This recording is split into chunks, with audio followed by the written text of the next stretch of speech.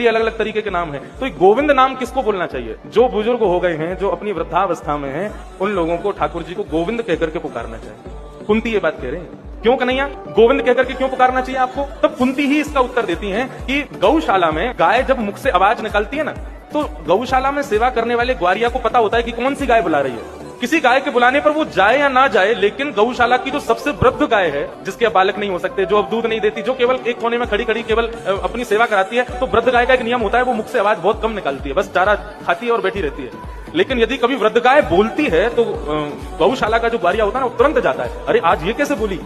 ठीक उसी प्रकार हे कन्हैया, ये पूरा जो पृथ्वी है ना, ये तुम्हारी गौशाला है और यहाँ पर इतनी सारी गायें हैं, सब तुमको पुकारते हैं, लेकिन तुम जाओ ना जाओ कोई गारंटी नहीं। लेकिन यदि तुमको कोई गोविंद कहकर के पुकारता है तो तुमको लगता है कि कोई आर्त भाव से पुकार रहा है, कोई अतिवृद्ध मुझे पुकार रहा है, तो अतिवृद्ध के भाव से तुम गोविंद नाम सुनकर के दौड़े चले आते हो। इसलिए मैं तुमको गोविंद कहकर के पुकार रहा हूं। एक प्रकार से कह दूं तो